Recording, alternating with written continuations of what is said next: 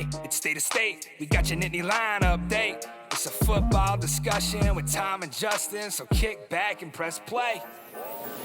Hi, everyone, and welcome to State of State, a Penn State football show presented by FanDuel. Make every moment more. I'm Tom Hannafin. He's Justin King. Today, we're talking about potential breakout stars for the Penn State Nittany Lions with the 2025 football season on the horizon.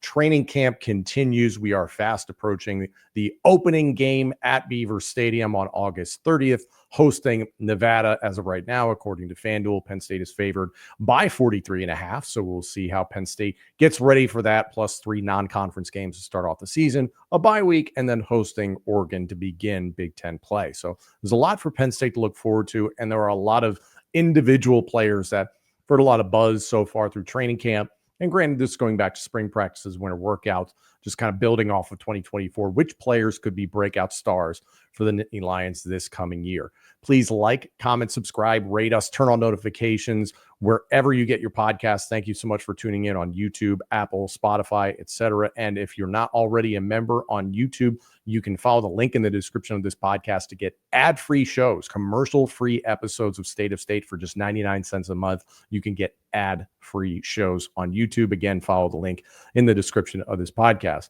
I want to start off with somebody that's been talked about to be a breakout star, Justin, but there's no data to back it up. It just sounds like there's confidence right now amidst the coaching staff and fellow teammates in defensive end Zariah Fischer. Now, I'm not saying this to be a hater by any means whatsoever. It's just the truth of the matter. There is no hard data to prove that Zariah Fischer is going to be a top flight defensive end and producer for this defense. But this past weekend, James Franklin, and he's been saying this for a number of weeks and months, is that he believes that Zariah Fischer is going to have a breakout season and that Zariah Fischer is opposite Denai Dennis Sutton at defensive end. So basically calling it, he's the starter opposite DDS. And my, concern, I think, is valid in that this guy's been with the program for a long time. He's been up and down in terms of injuries. And even when he was interviewed, what was really interesting to me, Justin, that car wash media day that went down a few weeks ago, he just seems so confident in his abilities and he understands the ups and downs. And he just seemed like a guy itching to play. What's been your experience around Zariah Fischer and evaluating his game? Well, it's right. I mean, from Al Clipper here in Pittsburgh, outside of Pittsburgh, I mean, rich history of winning, like a winning tradition. And so when you have injuries throughout your whole career, man, you get you are battle tested, maybe not in front of the fans' face, but you've been through a lot of different trials and tribulations from the standpoint of getting back to health. I think he's had some moments where he's flashed from rushing the passer over his time at Penn State. So just hopefully having a year we can bring it all together from a health standpoint, you expect those guys to remain confident in their abilities. It's just the only thing they might question is if they can stay healthy the entire year. James Franklin said this past weekend, quote, veteran, experienced guy, got a ton of faith in Zariah, physical against the run, productive against the pass, bumps and bruises that have limited him during this training camp. We expect him to be across from Denai and have a big year for us. So hearing that he's had bumps and bruises, I'm not terribly worried. Granted, he doesn't have a track record of injury, so that's something to be considerate of. But another thing that James Franklin talked about is kind of a sidebar here, Justin, is that he phrased it as unusual. And then he's like, we kind of started off with a lot of guys on the injury list as opposed to starting camp with a lot of guys healthy. And then the injury list grows and grows. And he said those numbers are starting to come down, but he said it has been unusual. They've had to adjust things. You ever gotten through a camp like that in the college ranks or even in the pro ranks where it was like, oh, we came in and there were a lot less bodies than we thought we would have, and some valuable guys that you're going to need for the season weren't available? Well, it depends on the intensity of the camp, I think, just depending on the coach. You have definitely those ones where you have very physical camps and guys get injured, or you have those freak injuries, whether it's hamstring, soft tissue, where you might lose guys for the first couple of weeks.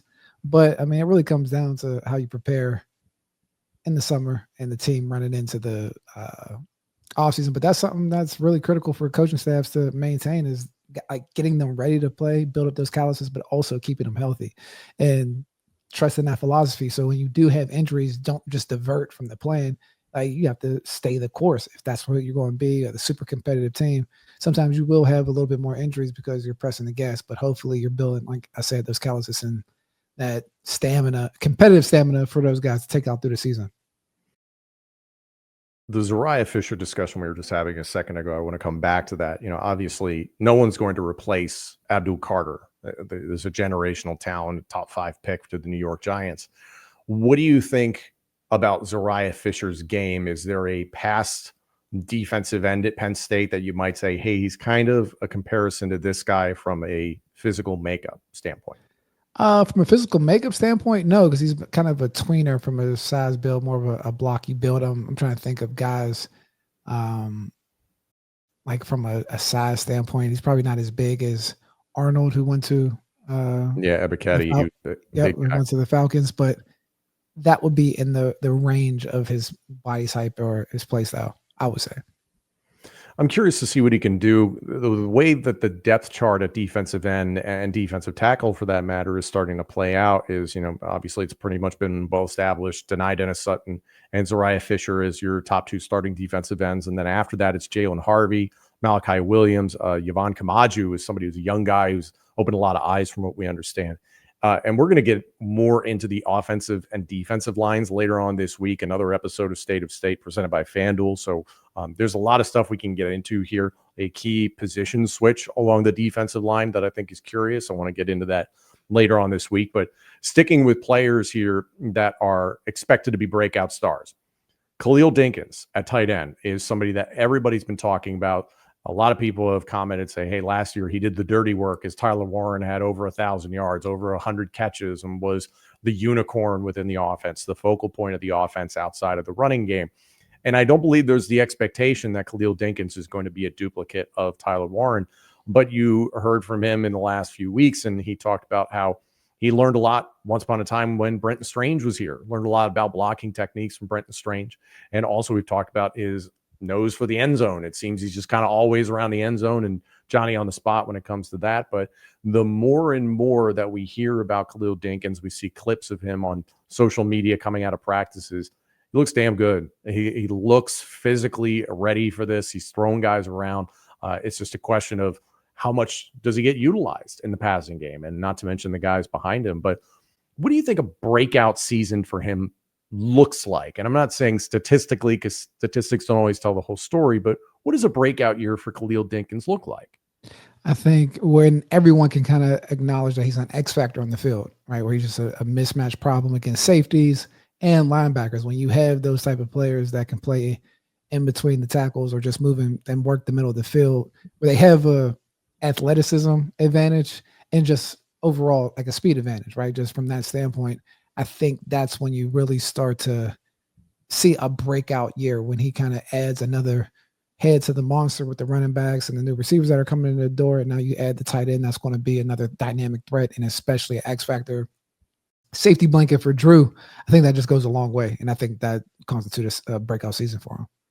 Especially like there's just so much depth at tight end that we've talked about. You get Andrew Rappelier back from injury from last season. Luke Reynolds had himself a nice inaugural campaign with the blue and white. So I'm excited to see what those guys can be. And I've talked about it a number of times here on this show, is that it kind of reminds me of when you had Strange, Johnson, and Warren in the same tight end room, and all of them have a slightly different makeup and are different tight ends.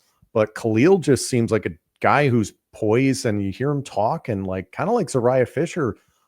Fish sounded like a dude who was kind of like surprised that the questions were coming at him, not in an egotistical way, just kind of like, yeah, like I just need to get out there and play and do this thing. Khalil sounded similar, not arrogant, but just very business-like, and saying, he's like, I'm just ready to go out there and show everybody what I can do. And he's gotten a lot of praise from guys, and talked about the trickle-down effect from the tight ends over the years. And I talked about Strange, and he's worked with Johnson and worked with Warren, obviously, in the past, and what Ty Howell was built there. What do you think the reliance could be on the tight end this year for Penn State? I think that's the greater question, with now so much focus being pushed on, oh my God, the wide receivers.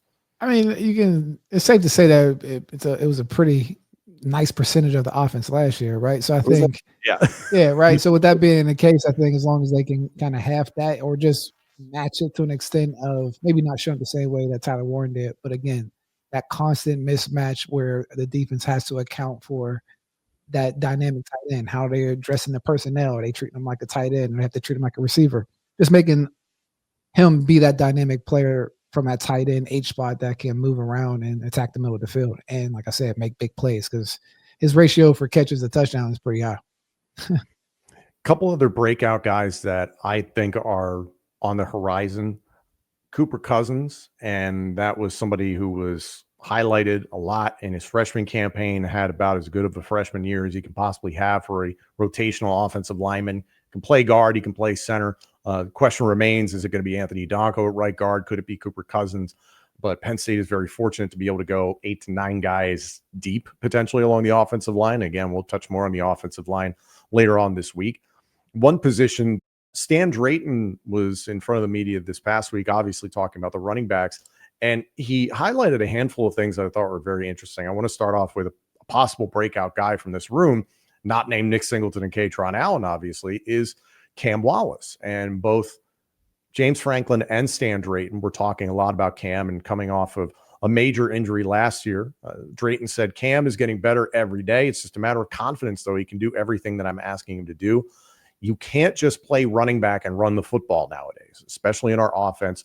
We're getting real live game reps against our defense. Their job description, the running backs, is huge. It's just the execution piece.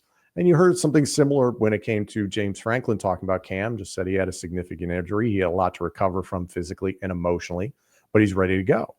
So nobody, I think, is, as a Penn State fan, I don't think anybody's necessarily looking at Cam Wallace as you have to produce this upcoming season. People are looking at Nick Singleton and Katron Allen. Why shouldn't Cam Wallace or a Quentin Martin Jr., for that matter, or Tyke Hayes and Corey Smith, I'll throw him in the mix. Like, those are 4 talented dudes behind 10 and 13 there. Why can't one of those guys have a breakout season? And that's my question. You would hope that they think they're going to. I mean, just from the offseason, you know that the 10 and 13 are going to get the ball. But if I'm somebody and I know how kind of they're built, like a Tyke Hayes or even Quentin Martin, they're expecting to figure out a way to get on the field to touch the football, because you have to. I mean, I think from the dichotomy or just the approach that Coach Kotelnicki takes, having the personnel and the players that can rotate in is going to be very beneficial. And if guys can show that they're valuable or being able to catch out the backfield or just provide a new wrinkle in the offense, he shows that he'll figure out a way to get you the ball. State of State is a proud supporter of Blue White Outfitters. Blue White Outfitters was created as a retail shop meant to highlight the confidence, competitiveness, and fearlessness of the elite athletes found throughout the history of Penn State University. Check out their Lockdown U and Lawn Boys merchandise today. All sales from Blue White Outfitters directly benefit Penn State student athletes. Also, official State of State merchandise is available now. Support the show and grab State of State t-shirts, hoodies, hats, and more. Visit www.bluewhiteoutfitters.com today. One position that is going to be critical this year, obviously, is running back Nick Singleton and Katron Allen. So much is expected of them. The depth of the offensive line, the skill of the offensive line, plus 2 All-American tailbacks who could start anywhere in the country. The focus is going to be on running the football, as much as some people want to see Drew Aller air it out to these 3 transfer wide receivers. It's going to be still old school Penn State football with an Andy Kotelnicki twist on it. The interesting thing that came out of Stan Drayton this weekend was talking about Nick and Katron, and he said when he came in, he showed the guys how he will coach them through film, which I thought was fascinating. This is a guy who's been a head coach at the college level at Temple. He's worked with some of the best NFL running backs. Just take a look at his resume in the past. He's worked with some really talented guys. And basically he came in and was like, this is how I'm going to coach you, and gave them an understanding of like, this is what the test, quote unquote, is going to look like. Nick and Katron, he said, of the instincts and elite traits, but now it's been adding understanding. They have great instincts, but he's teaching them to anticipate now. And one quote that was really interesting, Stan Drayton said, quote, for them, it's understanding defense, how your formation sets a defense, linebacker flow, indicators and pass protection. All of that stuff was not developed. Honestly, the game is starting to slow down for them. So there's a couple of ways that you can read this. One, Nick and Katron as seniors, having played a lot of football, taking that final critical step to be well-rounded players moving on to the National Football League? Or is that condemning, to a degree, the job of former running backs coach Juwan Sider? I think it's a mixed bag a little bit, right? I think just the natural case of them not having that understanding of the game speaks to taking it off of their plate that they don't know it, but basically that's what they weren't, right? Like they were taught. And I think it's also the thing of a coach that just coming from being a head coach is adding that another wrinkle into their game and seeing where they can grow. So I think it can be a little bit of both. But it's a competitive industry. I don't think it was a shot, but I think the truth is the truth when you're trying to give realistic evaluations and speak to the players through the media about what they really need to work on and what they haven't done to this point yet, and not making it all about the player that they haven't done it, right? Because it's a level of your coach. You do what you're coached to do, and if someone doesn't correct it, that's coaching letting it happen. So I think he's trying to lighten up on the players and also give them a path forward to how to get better and maybe make some plays that they were missing last year based on not making those proper reads or the flow. Because we talked about it with Nick Singleton, just saying that he has to have room, maybe not making people miss in a phone book or 0 to 5 runner. And I think those guys have consistently gotten better year to year. And now you just see Stan Drayton's touch on it. I think you understand the difference between, nothing against Juwan Sider, but you understand the difference between an NFL coach and a college coach. And again, I agree with you. I don't think Stan Drayton meant anything malicious by it. He came in and was asked to evaluate what was in the room, and that's what he saw. Right. So you can read it however you want to read it. I look at this, and my question to you as someone with LIG Sports Group, and you're dealing with young high school players to even college players, there is a huge difference between being a good running back or runner of the football and being good at playing the position of running back. And I think that freshman year, not to pick on Nick Singleton at all, he was a good runner of the football his freshman year. He's gotten better every single year playing the position of running back. I think Katron has been ahead of Nick in terms of playing the overall position, but he was not as gifted in terms of the athletic traits, if that makes any sense. No, I think they're catching up to each other in both departments. No, I think you're absolutely right. I mean, the casual fan can be attracted to the big runs, the speed that Nick typically portrays as kind of his front forward traits versus the art of playing running back, finding those 2 to 3 yards on a consistent basis. They always getting a minimum of 4 yards, where your average is at, and what are your run after contact, what is your 0 to 5 ratios and things of that nature. So, I mean, yes, you're right. When you have a different coach or NFL coach that are teaching running backs, there's a different style for all different types. And I think we've seen it throughout the history. I mean, Saquon was as talented as he was when he first got to Penn State, but you talk about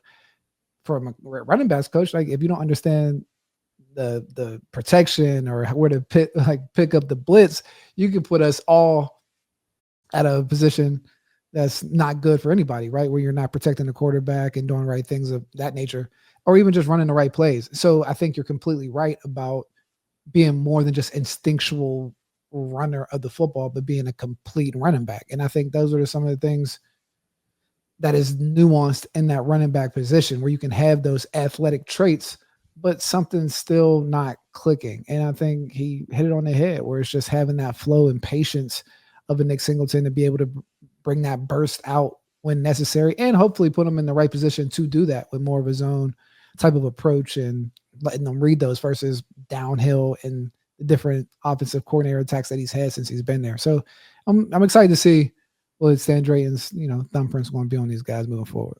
I'm excited to see how much Nick and Katron could break out even beyond what they've done already in this upcoming season. Not to say they'll be breakout stars. They're kind of household names at this point, but how much better can they be? And let's also give them some grace. And that is hey, they've had a couple different offensive coordinators. So there's been a lot of change and those sorts of things. I want to round this Breakout Stars episode with just a blank question to you. In terms of lockdown U, the defensive backs, who do you think will be a breakout star or breakout stars amongst the defensive backs?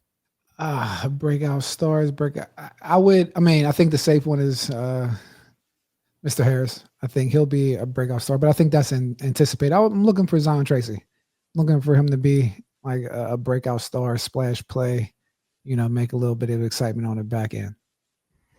There's a lot of anticipation and excitement and hype for Penn State right now. According to FanDuel, their over-under win total for the regular season is 10.5, and they are tied for second in terms of the best odds to win the national championship in 2025. Who do you think will be breakout stars for the Penn State Nittany Lions in 2025?